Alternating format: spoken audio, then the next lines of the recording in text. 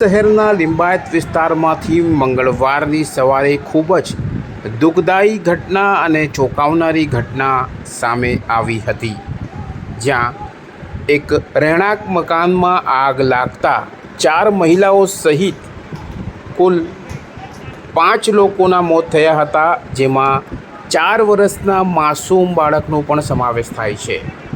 જી હા, આ ઘટના ઘટી હતી સુરત શહેરના લિંબાયત વિસ્તારમાં આવેલા મીઠી ખાડી પાસે, જ્યાં એક મકાનમાં અચાનક ભયાનક આગ ફાટી નીકળતા 5 લોકોના મોત થયા હતા। રહેણાંક મકાનમાં લાગેલી આ આગથી આસપાસના વિસ્તારમાં દોડભાગ મચી ગઈ હતી। ઘરમાં સાડીઓનું કામ એટલે કે કાપડનું કામ ચાલતું હતું, પેકિંગનું આ કામ ચાલતું હોય અને સાડીનો લગભગ 8 ટન જેટલો જથ્થો આ ઘરમાં એક ગૃહ ઉદ્યોગ તરીકે ચાલતું હતું। એ પેકિંગનું કામ આ પરિવાર કરતું હતું। એ દરમિયાન પ્રાથમિક જે માહિતી મળી રહી છે તેમાં ઇલેક્ટ્રિક સ્વિચ બોર્ડમાં તણકા ઝરતા આગ આ કાપડના ફોર્મમાં લાગી હતી અને ફોર્મે આગ પકડતા ધુમાડો ફેલાયો હતો, જેથી તેમાં રહેલા કેમિકલવાળા ધુમાડાના કારણે ઘરમાં રહેલી 4 મહિલા સહિત એક બાળકનું ગુંગળામણથી મોત નીપજ્યું હતું। મૃતકોમાં 65 વર્ષના શહેનાજ અંસારી, 18 વર્ષના હુસા બેગમ અંસારી, 4 વર્ષનું માસૂમ બાળક સુભાન અંસારી, 28 વર્ષની મહિલા સબીના અંસારી અને એક 19 વર્ષની મહિલા પરવીન અંસારી સહિત એક જ પરિવારના માસૂમ બાળક સહિતના 5 લોકોના મોત થતાં અંસારી પરિવાર પર જાણે દુઃખનો આભ તૂટી પડ્યો હતો। ઘટનાને પગલે સુરતના પૂર્વ મેયર સહિત ઉચ્ચ અધિકારીઓ ઘટના સ્થળે દોડી ગયા હતા। સુરતના લિંબાયતના ધારાસભ્ય સંગીતા પાટીલ પણ ઘટના સ્થળે દોડી ગયા હતા।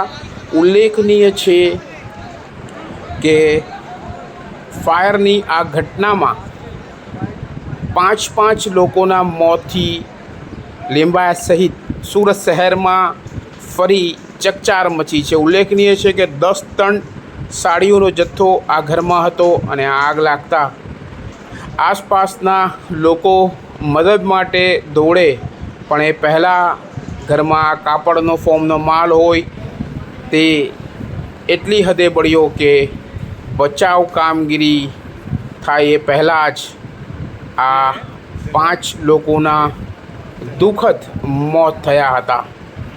ઉલ્લેખનીય છે કે ઘરમાં ગૃહ ઉદ્યોગમાં કામ કરતા તમામ લોકો માટે આ ખૂબ જ ચેતવણીવાળો અને સાવધાનવાળો કિસ્સો છે, કારણ કે જ્યાં માલ સામાનનો જથ્થો પડ્યો હોય અને ત્યાં જ રહેણાંક હોય ત્યારે આ પ્રકારના અકસ્માતો કે ઘટના એક મોટું સ્વરૂપ ધારણ કરી શકે છે। ત્યારે હાલ લિંબાયતના મુસ્લિમ અંસારી પરિવાર પર તો જાણે દુઃખોના આભ તૂટી પડ્યા છે અને આ એક જ પરિવારના 4 વર્ષીય માસૂમ બાળક સહિત આ મહિલાઓના મોતથી હાલ સમગ્ર વિસ્તારમાં અરેરાટી વ્યાપી ગઈ છે।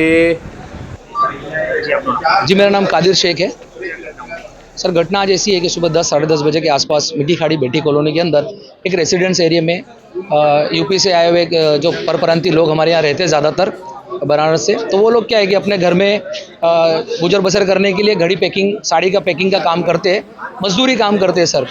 अभी घटना का स्पष्ट कारण सामने नहीं आया है कि शॉर्ट सर्किट से हुआ है कि अमुक से सुनने में आ रहा है कि भाई स्टोव की वजह से आग लगी है, लेकिन घर में जो फॉर्म पेपर की तादाद ज़्यादा थी, जिसके कारण किसी भी कारण से आग लगी। आग लगने के कारण क्या है कि वो लोग अपने घर में पीछे की साइड भागे और गेट बंद करा आग के कारण, उनको समझा नहीं।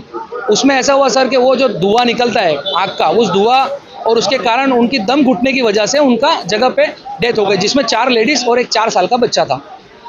जी, आपका नाम? मेरा नाम है इनूस खान साहब।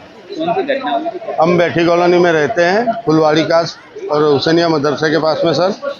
वहाँ पे 10 बाई 12 का रूम है और एक पीछे 8 बाई 6 का रूम था। तो आग लगी बाटले के लीकेज के वजह से। तो अब उसमें ऐसा हुआ कि वो फॉर्म और साड़ियों का काम चलता है, तो उसमें फॉर्म ने बहुत जल्दी आग पकड़ ली है। तो वो लोग स्थानीय जो घर में थे बेचारे, वो पीछे के रूम में चले गए, दरवाज़ा बंद कर लिया उन्होंने। अब दरवाज़ा बंद करने के बाद ऐसा हुआ कि जो फॉर्म तो केमिकल से सर और वो साड़ियों ने सब आग पकड़ ली, तो ये गैस के वजह से उनकी डेथ अंदर हो गई। बाकी आग तो स्थानिक लोगों ने तुरंत आग बुझा दी थी। अब वो समझे कि चलो कुछ नहीं हुआ है। जब पीछे का दरवाजा खोला तो सब रूम के अंदर पड़े हुए। केमिकल के धुएं से। कहाँ पे अभी हमने सब बॉडी मेडिकल कॉलेज में लेके आई है कि 5 डेथ हुई है, जिसमें 4 महिला है, एक 12 साल का लड़का है। और इसके लिए क्या कहना है? हमारा ये कहना है साहब कि ज़रा प्रशासन को ये करना चाहिए कि जो रास्ता है, जो फायर ब्रिगेड भी लेट पहुंचा है, तो ये रास्ते के वजह से क्यों कि आवाजाही इतनी है और लोग हर जगह पे गाड़ियां खड़ी कर देते हैं, कोई बाइक खड़ी करता है, कोई टेम्पो खड़ा कर देता है। इसके लिए फायर ब्रिगेड को भी आने में टाइम लगा सर।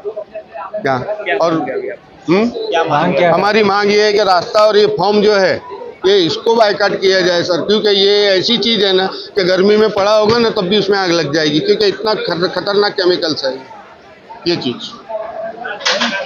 ઉલ્લેખનીય છે કે સુરત શહેરમાં ફાયરને વહેલા પહોંચવા માટેના રસ્તાઓ જરૂરી છે અને સાથે જ ગૃહ ઉદ્યોગ તરીકે કામ કરતા દરેક લોકોએ આ ઘટના પરથી ચેતી જવાની જરૂર છે કે ઘરમાં મોટા માલ સામાનના જથ્થા સાથે રહેવું, અને જો આ પ્રકારની ઘટના ઘટે ત્યારે માસૂમ નિર્દોષો મોતને ભેટી શકે છે।